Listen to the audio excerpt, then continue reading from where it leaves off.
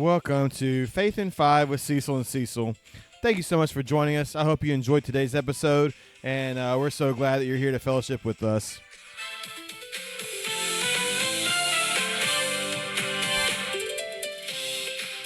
Hopefully, welcome back to Faith in Five. Hope you've listened to some of this before.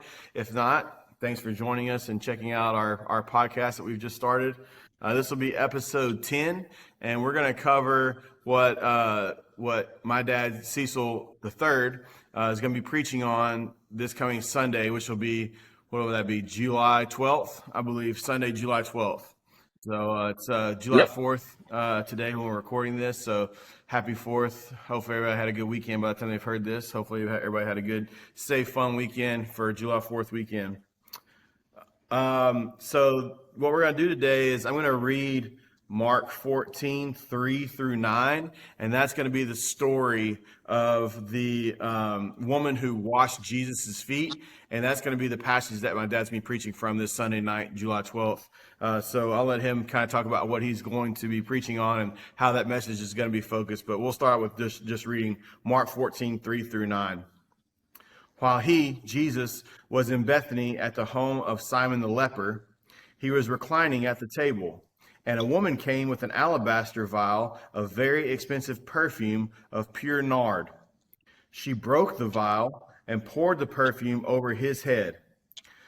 But there were some indignantly remarking to one another, "Why has this perfume been wasted?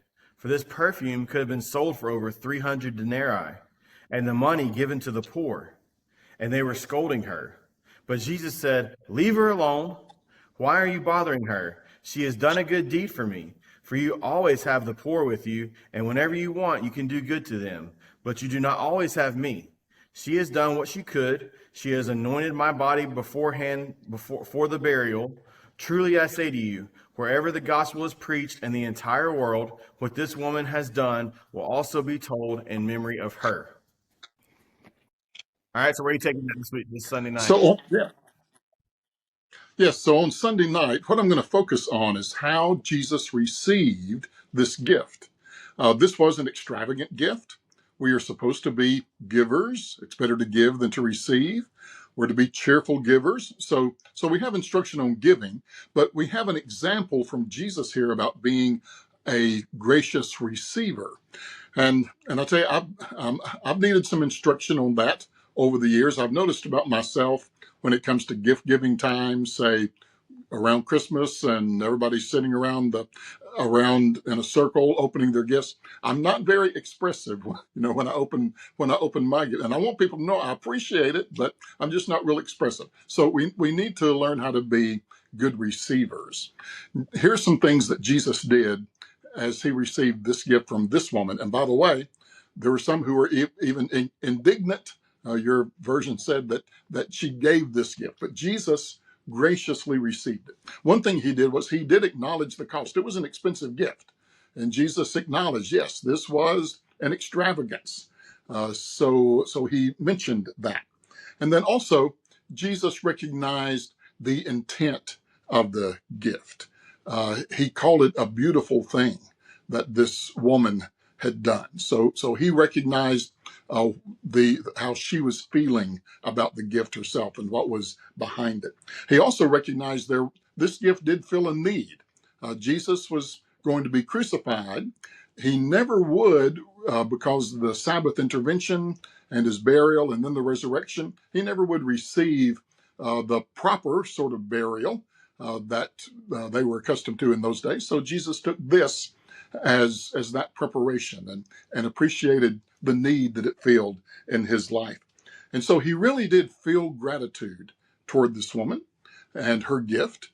And he did say the word. We say, well, thank you. I appreciate that so much. And Jesus said, this woman will not be forgotten.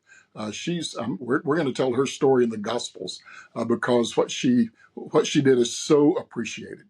So Jesus was, in this instance, a great receiver of a gift. So may God make us generous givers, but may he also make us generous receivers. I like that. And just a couple of things that came to mind. I think when I read that, he does, like you were talking about, She has done what she could. She has anointed my body beforehand for the burial.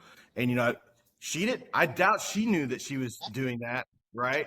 So Yeah. I thought that was interesting. So maybe you can give a couple of comments about that. But then my other thought was, when people, there's been, I guess there's been a lot of talk, or at least maybe I've heard a lot of talk about Bible translations and things being lost in translations, or men adding to or taking away things from the Word of God. And I think that Jesus saying saying that this was going to be told and remembered forever kind of helped me, kind of gave me some reassurance, I guess, that the God did have control over what goes in the Bible. It seems like maybe whether it Yeah. was at that time or whatever, he decided that was going to be in there. So I think that's interesting as Yes. well. But yeah, do you have any thoughts on those couple things? Yeah, it is interesting about whether she knew or not. If she got it, she would really be the Right, only one right, who got it. So, because even Peter, yeah, James, and John still yeah, didn't quite get it. So you're probably right in that she didn't quite get it, but then there was something yeah. behind it too. And Jesus saw in the Yeah, gift what yeah, she yeah, didn't see. yeah. I think when we do as good gift givers, often our gifts that are given do fill a need that maybe you don't see, and so I think that's part of it too. And then Yeah, receiving it, knowing, when you receive it, it's kind of nice to be told like, hey, you don't know how much I needed this, So yeah, very yeah, I good. Yeah. like that. So what about translations and men adding to and taking away, and Jesus kind of saying right here, this is going in the Gospels, like what do you have to say about that? This Yeah, is quite fascinating, that Jesus would say, no, this goes in the book, so, yeah, and it did, and it's yeah, still here for yeah. us. I think that gives some good reassurance on a lot of different levels. So, all right, well, that's coming up July 12th, Sunday night at Levy at the small groups. Hopefully, everybody gets some good things out of that. So, thanks for sharing that with us. All right, we'll see you All guys right. next time, episode 11.